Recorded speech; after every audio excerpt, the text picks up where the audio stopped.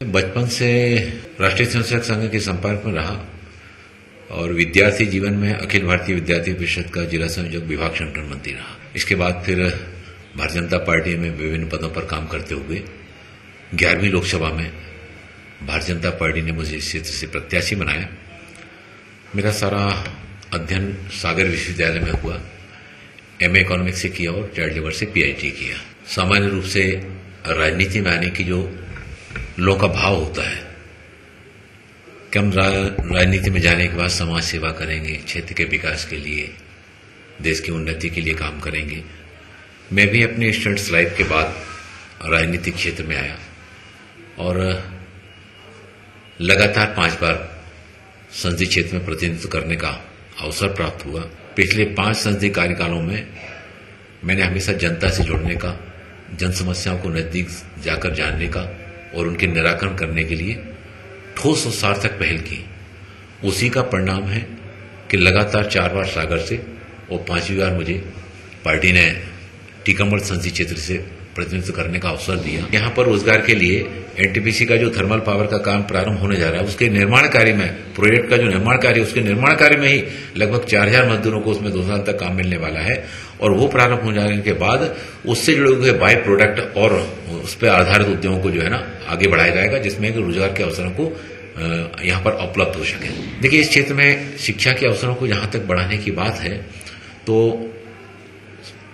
बुंदेलखंड में और सागर यूनिवर्सिटी के केंद्रीय विश्वविद्यालय हो जाने के बाद एक स्टेट यूनिवर्सिटी की आवश्यकता अनुभव की जा रही थी मेरे संसदीय क्षेत्र में।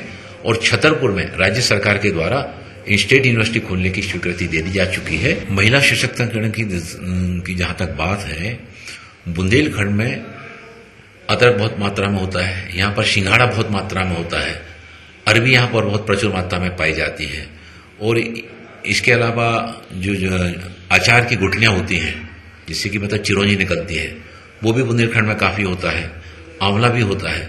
लेकिन ये चीजें यहाँ होने के बावजूद भी बाहर जाती हैं और उनका जितना यहाँ के लोगों को मतलब मिलना चाहिए उतना फायदा नहीं मिल पाता है। और इस सारे काम में महिलाओं की बहुत बड़ी भागीदारी होती है।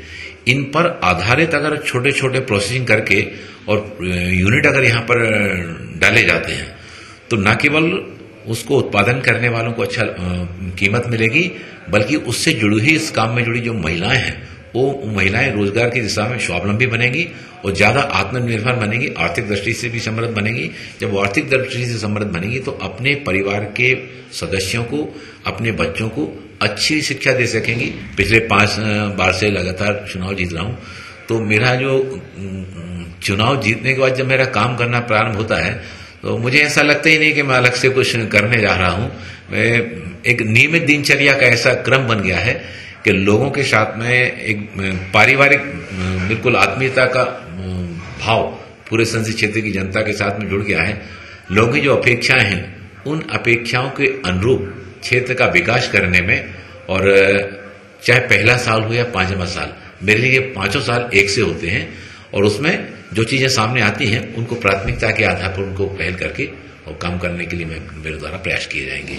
समाज बहुत बड़ा आईना होता है। जनप्रतिनिधि जो कुछ करता है वो जनता की नजरों से छुपता नहीं है। अगर जनप्रतिनिधि अच्छे ढंग से काम करता है तो जनता की प्रशंसा का पात्र बनता है। और अगर वो केवल अपने आप में सिमट जाता है, केवल अपने व्यक्तिगत जीवन में अगर सिमट के रह जाता है, तो वो जनता के दिलों में जगह बनाने से भी वंचित रह जाता है और जनता के उसके बीच में दूरियां भी बन जाती हैं।